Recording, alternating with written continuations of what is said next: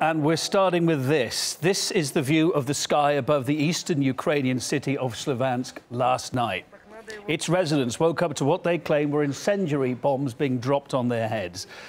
That is a weapon banned by the UN, and Kiev denies its use. But here's what local residents told RT International.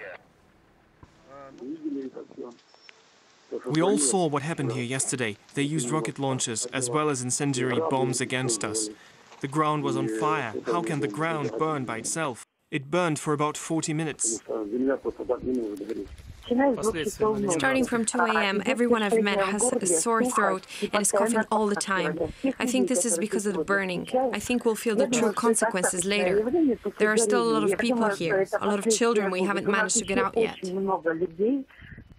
I spoke to Charles Shoebridge. He's a former army and intelligence officer. He says this attack bears all the signs of white phosphorus use. I've seen the video, I've looked at it closely. It does indeed tally with what one might say are the signs, the hallmarks of white phosphorus use. For example, a very bright light burning and multiple burns. Coming down from the sky, it's an airburst weapon that's been used, such as a mortar or perhaps from an aircraft.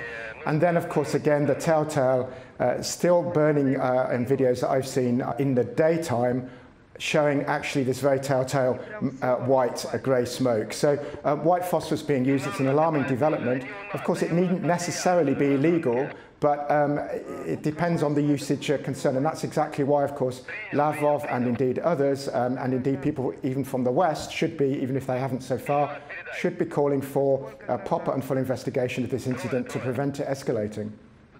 Slavyansk itself is, of course, an industrial city with a population of over 100,000 people. It's been a focal point of the government's crackdown on dissent. It's been under regular artillery fire for weeks now. Russia submitted a resolution to the UN Security Council calling for an end to the violence and an investigation into the use, maybe, of banned weapons here. It calls on all the parties to refrain from actions endangering the lives and security of the civilian population, civilian infrastructure, and humanitarian goods. It calls on them to immediately end violence and agree to a sustained ceasefire. In fact, we also have a reference, a new disturbing phenomenon. There is news, there are reports about the use of white phosphorus munition in the course of fighting by the Ukrainian side, and we believe that there should be international attention. Charles Shoebridge again, describing for us the dangers of white phosphorus. It will burn right through somebody's body, right to the bone. And also white phosphorus cannot be put out by use of water. It needs sand or some other material to actually suffocate it from burning, to cut off the oxygen supply. There is a problem as well if there was going to be large amounts used.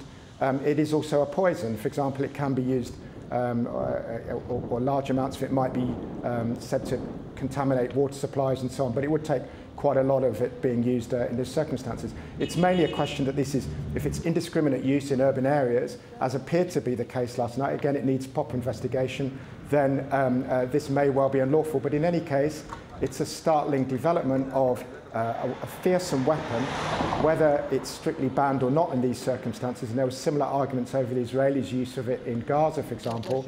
That is an escalation of this war, and a war that's involving civilian casualties.